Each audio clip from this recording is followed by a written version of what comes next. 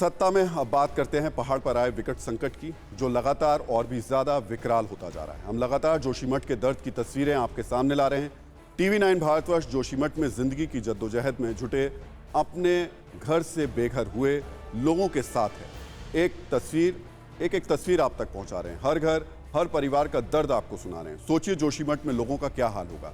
सोचिए क्या हाल होगा उन लोगों का जो हर पल दरार और दहशत का दंश झेल रहे हैं, जिनके घरों में दरार पड़ चुकी है, जिनको खून पसीने की जो कमाई थी, वो जिसको तिनका तिनका तोड़कर जिन्होंने बनाया था, वो सब अब तिनके तिनके की तरह बिखर गई है। जोशीमठ के लोगों के दर्द को समझते हुए आप भी सोचिए, आपको एक घर बनाने में कितना समय लगा होगा। भगवान ना करे ऐसा हो, लेकिन अगर वो घर आपसे छिन जाए तो कैसा लगेगा। ऐसा ही जोशीमठ के साथ हो रहा है। जोशीमठ में रह रहे तमाम परिवारों के साथ हो रहा है। जोशीमठ में रह रहे तमाम लोगों के साथ हो रहा है। जोशीमठ में हर दरार में दर्द है जिंदगी बचाने का, दर्द है अपने आशियाने के छीनने का। एक तरफ भू धसाव की वजह से जोशीमठ का अस्तित्व खतरे में है, दूसरी ओर उत्तराखंड के दूसरे इलाकों में भी इसी तरीके के हालात बनते दिख रहे हैं। बताया जा रहा है कि गढ़वाल के 25 से 30 गांवों में जमीन धंसने और मकान में दरारें देखी गई हैं।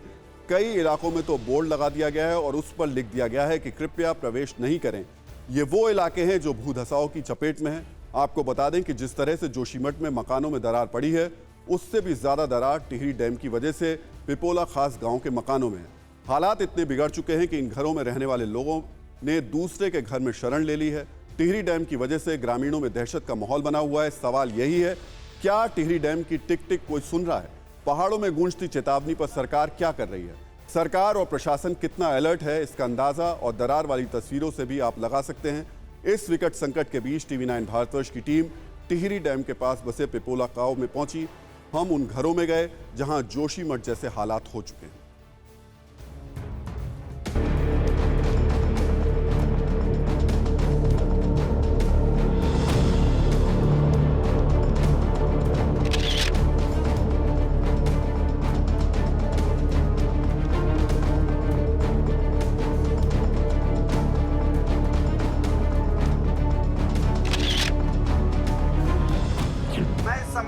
एशिया के सबसे बड़े टिहरी बांध के झील के समीप पिपोला खास गांव में ये जो गांव है, ये टिहरी झील से 2 किलोमीटर की दूरी पर है। और जो भूगर्भीय वैज्ञानिक हैं, उनकी जो 13 लोग हैं, जो कमेटी में 13 लोग हैं, सुप्रीम कोर्ट की एक कमेटी बनाई गई थी, उसमें 13 लोग थे और 13 लोगों को के जो रिपोर्ट है, उन्होंने भी इस गाँव को अति संवेदनशील माना है और कहा है कि इस गांव को जल्दी से जल्दी विस्थापित कर दें। घर का एक एक कोना आप देखेंगे, ये पूरा एक एक कोना देखो उसने छोड़ दिया, पूरा मेरा हाथ इसमें जा रहा है, देखो पूरा एक एक कोना आप देखेंगे।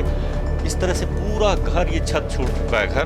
तो ये पूरे हालात हैं, ये देखिए आप, ये पूरे हालात हैं, ये पूरे हालात हैं। ये देखिए आप, पूरा इसने घर छोड़ दिया। ये देखो पूरी दरारें हैं।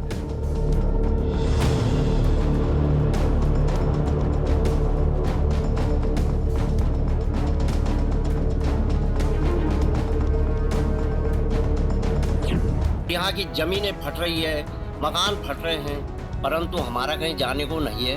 हम हो सकता है कि यहीं दब जाए।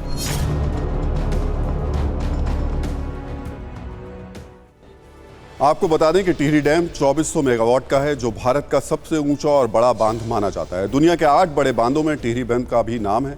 वैज्ञानिकों की रिपोर्ट में पहले ही कहा जा चुका है कि टिहरी पर झील के दबाव से इसके आसपास के क्षेत्र में सिस्टम में बदलाव हो रहा है। रिसर्च पेपर की एक रिपोर्ट में वैज्ञानिकों ने पाया कि टिहरी डैम की झील, जो 42 किलोमीटर लंबी है, उसके आसपास के क्षेत्रों में भूस्खलन तेजी से हो रहे हैं। इतना ही नहीं, इस वजह से टिहरी के आसपास की जमीन सरक रही है। वैज्ञानिकों की रिसर्च रिपोर्ट में यह भी कहा गया कि टिहरी डैम के रिजर्वायर में अब भी पानी पूरा जब भरता है तो आसपास की पहाड़ियां नजदीक आ जाती हैं और ये साल में 2 बार होता है। सबसे हैरान करने वाली बात यह थी कि टिहरी डैम के रिजर्वायर में पानी भरने से आसपास की हिमालय क्षेत्रों की पहाड़ियां अपना जीपीएस धीरे धीरे बदल रही हैं, यानी उनकी ज्योग्राफिकल कंडीशन चेंज होती है। वैज्ञानिकों का कहना है कि जो ज्योग्राफिकल कंडीशन जीपीएस बदलने का मतलब यह है कि पहाड़ों के अंदर धीरे धीरे चट्टानें या प्लेटें सरक रही हैं। अगर जोशीमठ की बात करें तो वहां हालात और भी बदतर हो रहे हैं। रिश्ते पानी की वजह से दरार का दायरा बढ़ता जा रहा है। जेपी पावर प्रोजेक्ट के रेजिडेंशियल कॉलोनी में इंडोर बैडमिंटन कोर्ट में जमीन फटने से हाहाकार मच गया है।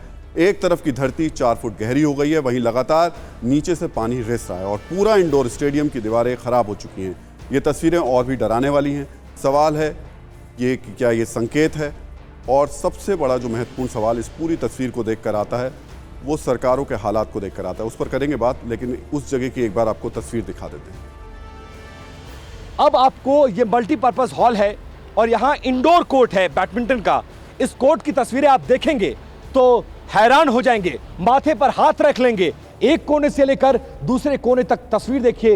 ये इंडोर बैडमिंटन कोर्ट है जो पूरी तरह से वाटरप्रूफ बनाया गया था ताकि अगर मौसम खराब भी हो तो इस रेसिडेंशियल कॉलोनी में रहने वाले लोगों के लिए किसी तरह की असुविधा ना हो। लेकिन जब ये त्रासदी आई, पानी का बड़ा प्रवाह आया, उसने मिट्टी नीचे से खिसका कर अपने साथ ले गया और उसके बाद उस त्रासदी का निशान इस वक्त इस बैडमिंटन कोर्ट में मौजूद है। अब आपको दिखाने की कोशिश करते हैं नीचे की पूरी मिट्टी, क्योंकि पानी का जो उद्गम है वो यही पहाड़ फाड़ कर पानी निकला है। पहाड़ों के अंदर ये पानी कहां से आया इस सोर्स का अब तक पता नहीं है, लेकिन पानी जेपी के पहाड़ को फाड़ कर निकला और यहीं से पानी मिट्टी को बहाते हुए अपने साथ ले जा रहा है, मिट्टी को खिसकाते हुए ले जा रहा है, मलबा अपने साथ ले जा रहा है, जिसकी वजह से धरती में दरार आ रही है। जो आरसीसी कंस्ट्रक्शन है उसके नीचे की मिट्टी गायब होती जा रही है और पूरे की पूरी मिट्टी और धरती धंसती जा रही है। अब आप तस्वीर देखिए इस किनारे से, इस किनारे से आप तस्वीर देखिए।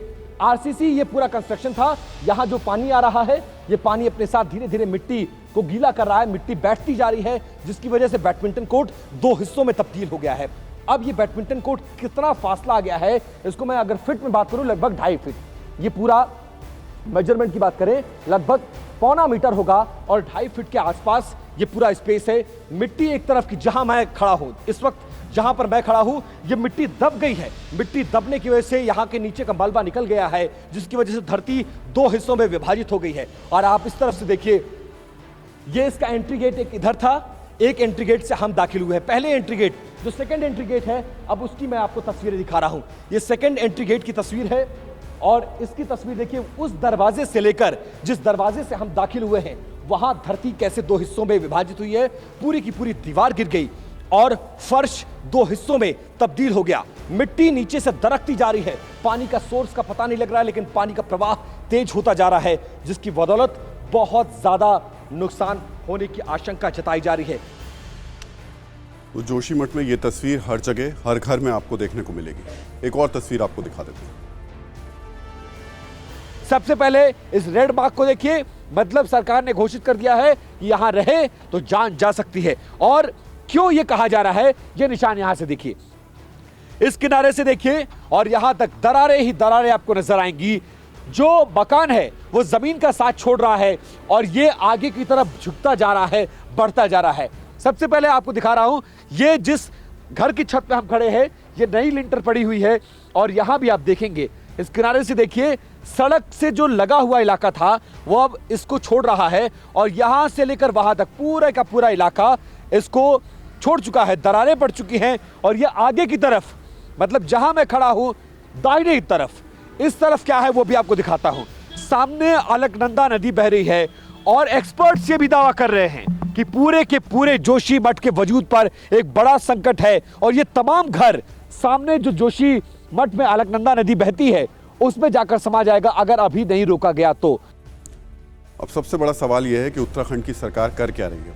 ये समस्या कोई 2-4 दिन पहले की नहीं है। 40 साल से जोशीमठ के हालात रिसर्च और रिपोर्ट्स के जरिए बताए जा चुके हैं। 4 महीने पहले TV9 भारतवर्ष ने बाकायदा जोशीमठ पहुंचकर उस जगह के ग्राउंड के हालात बताए थे, लेकिन सरकार तब भी नहीं चेती।